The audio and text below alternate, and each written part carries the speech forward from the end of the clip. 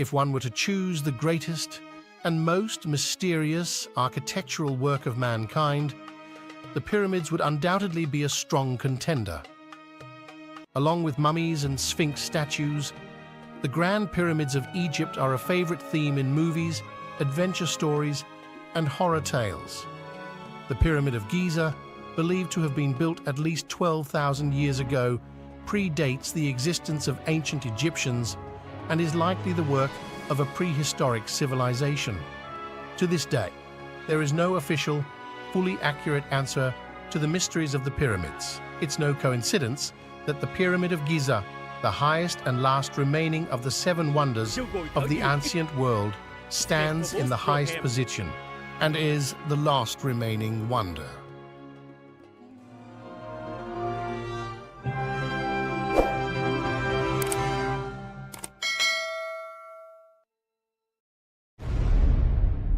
The loopholes.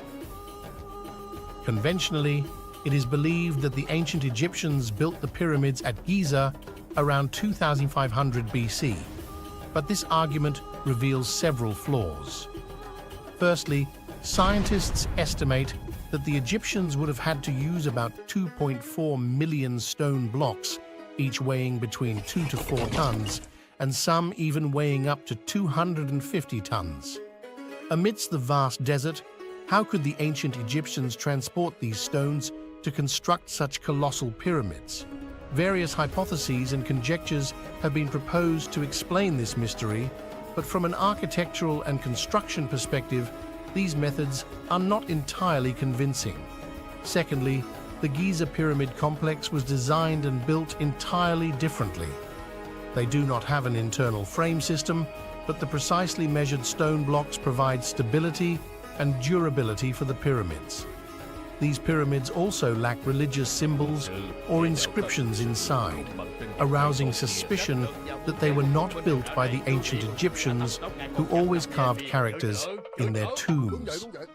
Furthermore, at first glance, one might think that the pyramid has 4 sides, but in fact, it has 8. The Pyramid of Giza, from the base to the top, has a concave line down about 0.5 to 1 degree, dividing the surface and creating a special pyramid surface with 8 unusual sides. This is a technique that we would struggle to replicate with our current level of scientific and technical knowledge. Thirdly, the location of the Giza Pyramid complex is extremely special. It is located precisely at the intersection of the longest latitude and longitude in the world. This means that the Pyramid of Giza is located at the center of the land on Earth. Moreover, the 3 largest pyramids, Khufu, Khafre, and Menkaure, not only align perfectly with each other on the ground, but they also align with the 3 stars in the belt of the Orion constellation. Astronomers also point out that the Giza Pyramid complex points exactly to the North Pole of the Earth. To this day, despite being built thousands of years ago, it is the most accurate north-facing structure in the world. The question is, how could ancient humans over 2,000 years ago have such accurate positioning and observation levels? Hypothesis. Furthermore, archaeologists have discovered that the sediment layer is 4.3 feet thick. The sediment layer around the base of the pyramid contains many fossil shells, dating back nearly 11,600 years. This implies that the pyramids and the Sphinx must have been built at least 12,000 years ago, and it may have existed there before the start of the Ice Age. According to Professor Mark Lehner, this significant difference in time also means that these giant tombs were not built by the ancient Egyptians. It should be added that according to the World Civilization History book, it was discovered that when rusty coins were placed inside the pyramid, they became shiny again after more than a month. They also put a cup of fresh milk into the pyramid, and after a month, it did not change color or taste. Fresh fruit brought in there for half a month was still fresh. not dehydrated or shriveled. Therefore, it is very likely that the ancient Egyptians simply discovered the excellent preservation ability of this structure, so they brought the mummies into it. They then studied, researched, and built some smaller versions. An interesting point to mention is that archaeologists have discovered many remains of giant human species dating back 12,000 years, coinciding with the time believed to have built the Great Pyramid all over the world. Their height, when alive, was determined to be around 412 meters. With this height, pyramids seems to be just like us humans today building high-rise buildings. Pyramids seems to be just like us humans today. So who built this structure? On this issue, the two historians believe that these giant structures could have been built long ago by an advanced ancient civilization, possibly Atlantis, which was eventually destroyed by a great flood. Professor Mark Lehner said, "I have conducted some research and found a connection between the pyramids and a sunken continent. It could be Atlantis. When Atlantis sank, they dispersed everywhere. It is possible that some people evacuated to Egypt, and of course, they had the level and technological capabilities to build the pyramids, as we have seen. No one else could do this. It requires very high technology. The three smaller pyramids at Giza could have been built by the Egyptians because they could have been built by humans.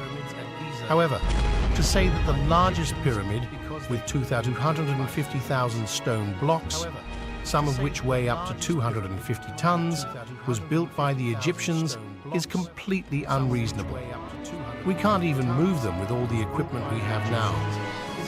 So the civilization we are talking about is even much more advanced than us currently. The existence of prehistoric civilizations, the existence of other advanced civilizations before this civilization of ours, is not entirely hypothetical. Archaeologists have discovered many strange relics and artifacts that prove this point.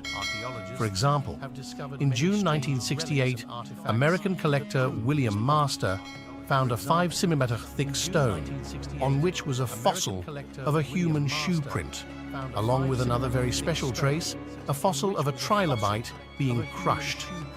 This confuses scientists because trilobites are creatures that disappeared at the end of the Permian period about 252 million years ago. How could humans step on a creature that disappeared hundreds of millions of years ago, especially a human wearing shoes, a clear sign of civilization, a fossil shoe print dating back hundreds of millions of years? How can all this be true? According to common knowledge, Galileo Galilei invented the telescope in 1609 in Italy, but a 30,000-year-old stone found in Peru was carved with a modernly dressed human holding a telescope, observing constellations, planets, and comets. Some stones even depict scenes such as blood transfusion, organ transplantation, and modern childbirth, which, according to the theory of evolution, cannot be explained. In another impressive example, in 1972, a French factory imported uranium ore from the Republic of Gabon in Africa. To their surprise, engineers discovered that the uranium had been used, and they went to the site for inspection.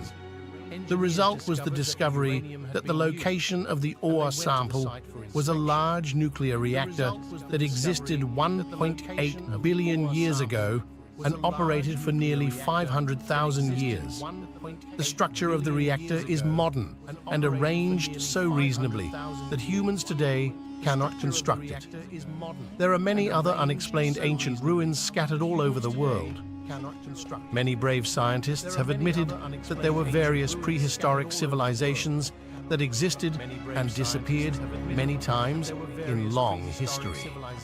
Finally, the truth about our origin seems to be completely different from the usual explanations through textbooks, that we are the only modern civilized humans ever on this earth, and we evolved from ape man.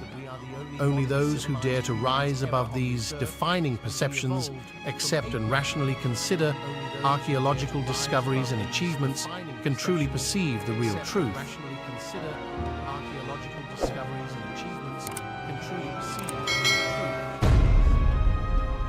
Born in Egypt around 1341 BC with the name Tutankhamun, meaning living image of Aten, this king ruled Egypt as pharaoh under the name Tutankhamun for 10 years until his death at the age of 19 around 1324 BC. In the general scientific community, and specifically in archaeology, the character of King Tutankhamun is a typical mystery without a solution. So who was Tutankhamun, and the mysteries of his life until his death, buried for thousands of years, are still being brought to light. Genetic testing has confirmed that King Tutankhamun was the nephew of the great pharaoh Amenhotep III and almost certainly the son of Akhenaten, also known as Amenhotep, a controversial figure in the history of the 18th dynasty of the New Kingdom in Egypt, about 1295 to 1550 BC. His mother is believed to be one of Akhenaten's sisters. At the time of his birth, ancient Egypt was undergoing major social and political upheavals. His father, Akhenaten, had banned the worship of many gods and only supported the worship of the single god, Aten. For this reason, he is called the heretical king. When the people were forced to worship Aten, the abrupt religious conversion plunged society into chaos. The capital was moved from Thebes to Amarna, and Akhenaten, engrossed in the religious conversion process, neglected domestic and foreign issues. As the power struggle between the old and the new increased, Akhenaten became more autocratic, and his regime increasingly decayed. After 17 years of rule, he passed away. Some scholars believe that he was forced to abdicate and died shortly thereafter. Tutankhamun, then only 9 years old, took over his father's throne. That same year, he married his half-sister, Ankhesenaten. According to records, the young couple had 2 daughters, but both unfortunately died in the womb.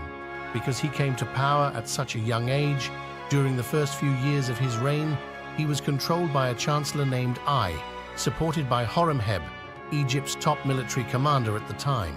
Both men reversed Akhenaten's Aten worship orders and supported traditional polytheism. Tutankhamun ordered the royal family to move back to Thebes and tried to restore the old order, hoping that the gods would once again favor Egypt. He ordered the repair of the sanctuaries and continued construction at Karnak. The red granite lion statues were also supervised by him. While foreign policy was neglected during his father Akhenaten's reign, Tutankhamun sought to restore it and succeeded. After his death, King Tutankhamun was mummified according to the religious tradition of Egypt, because they believed that the royal body should be preserved to be brought to the other world. There are many theories about the culprit who killed this great pharaoh. He had a tall but weak physique with a paralyzing bone disease in his left foot. Some argue that this is because King Tutankhamun was the child of close relatives in the Egyptian royal family. DNA tests, published in 2010, show that Tutankhamun's parents were siblings. In addition, a part of Tutankhamun's skull reveals a hole at the back of the skull. Some historians have concluded that the young king may have been assassinated, but recent tests have refuted this theory, stating that this hole was actually created during the mummification process. A CT scan image from 1995 also shows that the king suffered from a broken left leg due to infection, while DNA from the mummy reveals many signs of malaria, all of which could be the cause of his early death. Subsequently, many archaeologists continued to seek answers about Tutankhamun's death, thus opening the story of the curse of the pharaohs. Some analysts assert that the hieroglyphics on the tomb walls promise painful death to those who disturb King Tutankhamun. According to records, more than 10 people in the expedition team died mysteriously. Most opinions believe that it was due to Tutankhamun's curse. A study conducted by the British Medical Journal in 2002 found something strange. The curse seemed not to affect the local Egyptians. This, to this day, has not been clearly proven. In his archaeological expedition, Howard Carter also discovered two carefully wrapped daggers inside Tutankhamun's mummy wrap. One dagger has a gold blade, while the other has a blade made of a metal similar to iron. Each dagger has a gold sheath. Among the two types, the iron dagger, to this day, is more valuable because it is a type of iron not originating from the earth, correctly called iron from the sky. This metal is obtained from meteorites. Some other iron objects were also found in Tutankhamun's tomb, including 16 small swords, a small headrest, and an amulet. The fact is, these metal pieces were not carefully crafted. Combined with their small size, experts assert that these items were created by local craftsmen. However, the second dagger is extremely special. This is a meticulously and exquisitely crafted product. Some opinions suggest that this is an item from another land, not a product of the Egyptians. Royal historical documents also record that the knife was a gift from the king of a neighboring country, given before Tutankhamun was born. It is placed in a prominent position. Therefore, some people believe that this knife was even used in the mummification ceremony of Tutankhamun. Then, when researchers examined the golden burial mask of King Tutankhamun, they found that it was a young man with ideal features, a strong jawline, full lips, high cheekbones, and extended eyebrows. According to a report by the Daily Mail, thanks to 3D imaging, the final truth has been revealed. The body of Tutankhamun underwent a virtual autopsy with CT scanning technology, genetic analysis, and over 2,000 digital scans. Scientists spent a lot of effort recreating his face to compare with the hypothesis that he had been injured in a fatal chariot accident or was murdered. New research has shown that King Tut was born with physical abnormalities and was physically unable to participate in chariot racing. Scientists reveal that King Tut was frail, with a deformed and twisted chest. He also suffered from epilepsy, malaria, and had to walk with a cane due to a broken leg. King Tut could not possibly stand in a fast-moving chariot. The reason is still believed to come from the incestuous marriage of his parents. King Tut's tomb is located in the Valley of the Kings. It is believed that his early death required a hasty burial, so his body had to be placed in a small-scale tomb. It is very likely that this tomb was built for a lower noble. 70 days after his death, the body of Tutankhamun was laid to rest, and the tomb was sealed. There is no known documentation about King Tut afterwards, so he was almost unknown for many centuries.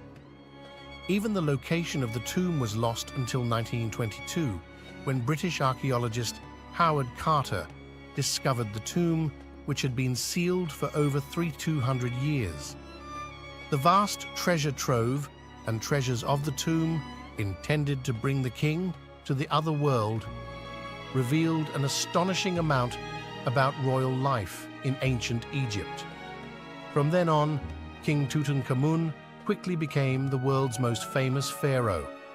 The artifacts from King Tut's tomb have toured the world in some prestigious museum programs, including the exhibition Treasures of Tutankhamun worldwide from 1972 to 1997. Today, the mummy of King Tut is displayed in his tomb in the Valley of the Kings in tomb KV62. His multi-layered coffins have been replaced with a special glass box. Despite thousands of years, the mystery of King Tutankhamun continues to be a question that needs to be decoded.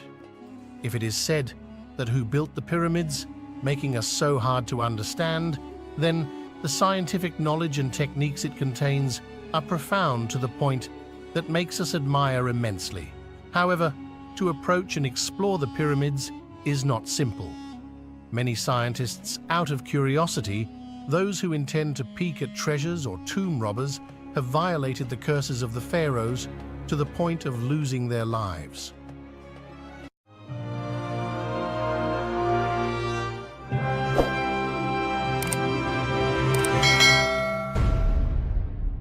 Tomb curse. The Egyptian pyramids are tombs that ancient Egyptian kings built for themselves. The pyramid is considered one of the 7 wonders of the ancient world. Most of the large and small pyramids of Egypt were built during the 3rd to 6th dynasties of Egypt. These magnificent and beautiful architectural works have gone through more than 4,000 years of change, ups and downs over time, mainly distributed around the capital Cairo, the Giza region on the west bank of the Nile. To this day, it still stands proudly, with the earth and sky attracting tourists from all over the world. The pyramid, through the long history of 4,000 years, is still shrouded in a mysterious veil, full of mystical colors, in which the curses on the tombstones are the most terrifying. Anyone who comes to disturb the peace of the pharaoh, then the scythe of death will fall on that person's head. Those curses are like myths. It warned those who are greedy in the future, wanting to peek at the priceless treasures in the tomb to prevent tomb robbery. However, strangely, for centuries now, those who dare to go into the pharaoh's tomb robbers, adventurers, or scientists, survey staff, eventually all experience the curse. If they don't die on the spot, they also contract a strange disease that cannot be cured and die in pain and suffering. The team of British archaeologist Howard Carter is a typical example. When an archaeologist during excavation knocked down the stone wall on the way into the tomb, he also died of a strange disease, similar to a neurological disorder. Another case is an X-ray expert for the pharaoh's mummy, who soon after also became a testament to that curse. He became weaker and weaker and died within 2 years after excavating that tomb. Up to 22 people in the excavation team died mysteriously for unknown reasons. From then on, news of the pharaoh's curse killing people spread widely everywhere. The curse on the tombstone makes people more confused and scared. In 1924, a British Egyptian biologist, Mr. Waiter, took some curious people into the tomb. What scares people is that after returning from the visit, he immediately committed suicide. Before dying, he bit his finger to write a letter saying that his death was due to the curse of the pharaoh tomb. He was very regretful, so he had to take that regret to meet God. What makes people even more amazed and harder to understand is the death of the director of the Cairo Museum, Kamin Miher Raya. In the past, Kamin did not believe in the curse of the pharaoh's tomb. He confidently declared, "In my life, I have been in contact with mummies and Egyptian tombs for many years. Isn't it true that I am still living healthily?" However, less than 4 weeks after that statement, he suddenly fell ill and died. At that time, he was not yet 52 years old. Even more surprisingly, people found that on the day he died, he was still healthy, still commanding a team of workers, packing a batch of valuable artifacts, and that batch of artifacts was excavated and collected from the pharaoh's tomb. All of these things make the legend of the pharaoh even more mysterious. Then the treasures in the tomb also make people look scared, but not a few curious people want to try it out. Is it the intention of the pharaoh when he was alive? At that time, people inadvertently asked, what is the reason for those who interact with the Egyptian pharaoh pyramid to die? Are the curses on the pharaoh tombstone really effective? One view suggests that on the walls of the passages in the tomb, there is a layer of pink and grey-yellow powder, which is likely to be a layer that produces deadly radiation. It is said that it emits substances that kill people. Some other scientists have the view that the civilization of ancient Egypt has reached the level that can use extremely toxic insects or extremely toxic substances as weapons to protect the tomb from being violated by others. In recent years, some scientists have come up with the idea of using biology to explain. Mr. Isading Hode, a biologist, a professor of medicine at Cairo University in 1963, said that based on the results of his periodic experiments with archaeologists and discovery staff, all those who have entered the tomb, on their bodies all exist a germ of fever and poison.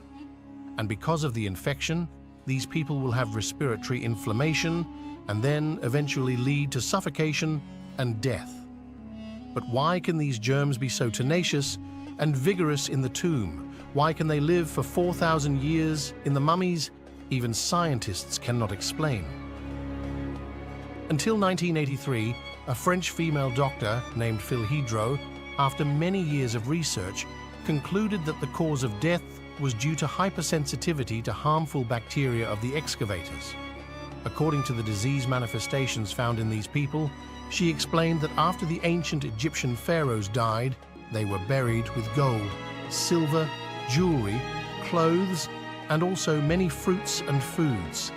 These fruits and foods, over hundreds, thousands of years of decay, have produced toxic bacteria that are invisible to the naked eye.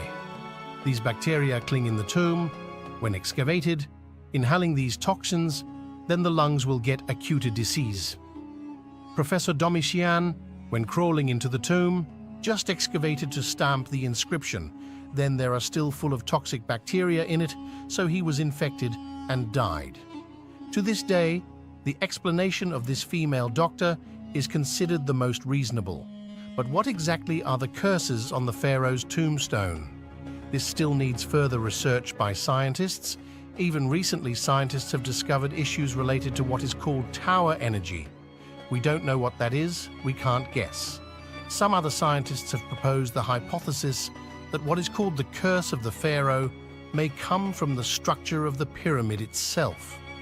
The design structure of the tomb, as well as the path in the tomb, can produce and emit radiation, magnetic oscillations, and energy waves, or form some physical field. That is, the miraculous performance of the pyramid, which we introduced in the upper part, is being promoted. So what is right and what is wrong? Everyone has their own explanation. But to open the secret of the curses, it seems not simple. At least until now. Please share your thoughts below. Comment section. We will continue to discuss together. Thank you everyone for accompanying Facts 360 TV in today's video. Don't forget to subscribe to the Facts 360 TV channel. Press the notification bell to watch as soon as the next episode is available. Goodbye, see you again.